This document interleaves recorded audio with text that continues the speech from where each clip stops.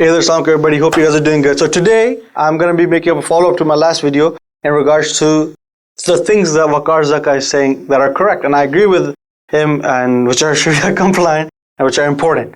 So hope you guys like this video. Let's get this video started.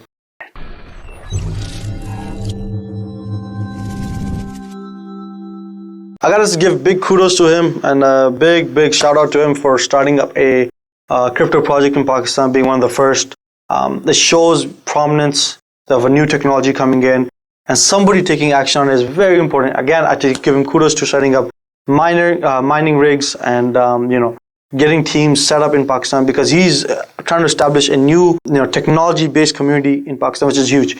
So I do agree with him when he talks about making thinkers.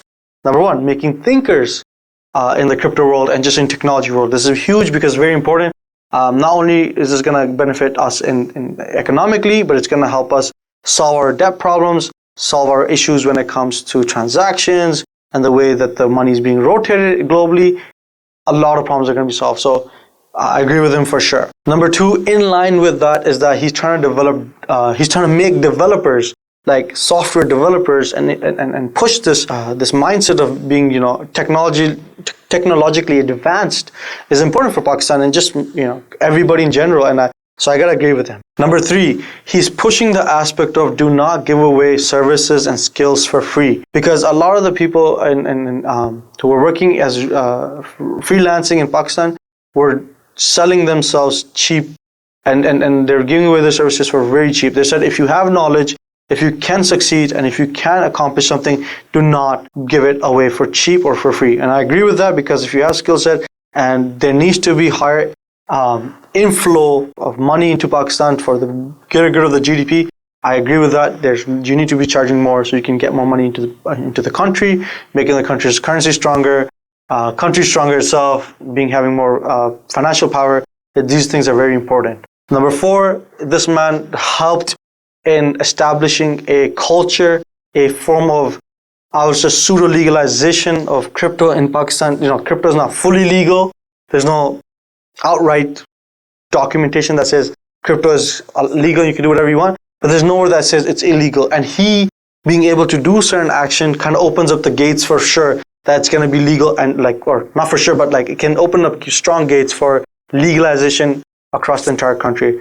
Pakistan में हमेशा हर चीज़ को ban किया जाता है और उसके बाद काफ़ी अरसे बाद उसे लीगल किया जाता है। ये जो बैन करके टाइम ज़ाया हो रहा है, जो मैं हर एक के पास ख्वारी कर रहा हूँ, जाके कोर्ट के चक्कर लगा रहा हूँ, इसका कौन जिम्मेदार होगा जब ये कल लीगल कर देंगे? जो इतने अरसे बाद ऐसा क्या होगा कि लीगल हो जाएगा ये सब कुछ? Because the country hasn't given a formal communication on this in regards to legal or not. So I agree with this guy, and if you're in Pakistan, you gotta say thanks to him for sure. 1 second, just for everybody, for the channel, you gotta like, come on, you gotta share, you gotta subscribe. You've been watching these videos, you gotta do all this stuff. I'm teaching you how to make that mashallah money. Inshallah, you make that mashallah money. Number five, that I gotta agree with this guy, and these are things that are all motivational basis. He's out here talking about future and financial planning. The issue in places like Pakistan, India, even Southeast Asia, is that you have a generational house. So people don't think about financial planning, don't think about their future in that way. They just say, okay, you know what, I'm going to get my father's house, and we're going to live here, and all of us are going to be living here, and we'll just make enough income to survive, eat, have fun, and enjoy ourselves. You see? There's so many restaurants in Pakistan, they're always booked out. They're always booked out. The only focus that we have in that the Pakistani community has is on food. So his push for have financial planning, think about your future, invest, and think about a way that you can grow your wealth is very important. This is teaching the next generation that it's important to be financially independent, time independent, location independent. It's very important to teach these things to the next generation, especially in a country where they're developing and the majority of the population is youth. There's a huge opportunity at hand. Let's not miss it by not being able to guide our youth in the right way, right? So I agree with him for sure. That I think I for sure agree with him is the concept of how to live life. He heavily talks about the concepts of you need to focus your way of living in a direction where you're developing skills, you're thinking about the future, you're thinking about a way of living with Islam. He talks about this also, even though He might have a bad past, but he promotes good behavior for the future. So I gotta agree with him when it comes to these things. Another thing he talks about in the contrary way of living life is that currently, unfortunately, Pakistan is one of the weaker passports. So try your best to get another passport. Because what that does is that it lets you have that location independence, and plus it gives you power to travel the world, see new experiences, make bigger business deals, make more money, and just live a better life in general, right? So I do agree with him on that. I think that is smart. That is something that everybody should be looking into, especially if your passport does not hold the power to let you travel the world. Me being having the privilege, and alhamdulillah, it's a blessing of Allah on me, being able to travel to do many different countries, to do a lot of different things. It does make a huge difference. When you're there and you just get stamp, and you go right throughout the door, you're in the country for 30 days without any questions asked, versus somebody who has to show like 100 papers. It's a huge difference. And there's also like this whole aspect of what you can do in these countries because you're a certain citizen, right?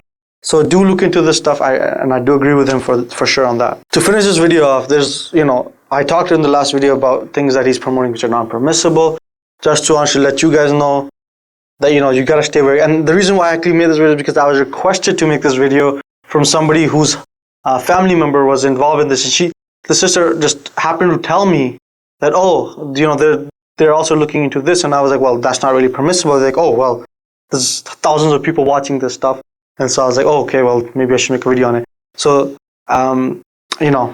clarify that. But there are things that I do agree with the brother, because he's helping the community out in a certain way, which is accurate. And so, this video kind of explains that also. Hope you guys like this video. What things are you doing to promote and grow and to become a better person? Let me know in the comments. And inshallah, I can maybe learn from you, and other brothers can learn from you, and other sisters can learn from you. Let me know, inshallah. Take care of yourself. Like, share, subscribe. Until next time. Assalamu alaikum. Subscribe, like, share, hit that bell icon for notifications. Follow me on TikTok and Instagram for more content. I'll be uploading more stuff in all of these social media websites. Thanks. Take care. Salam.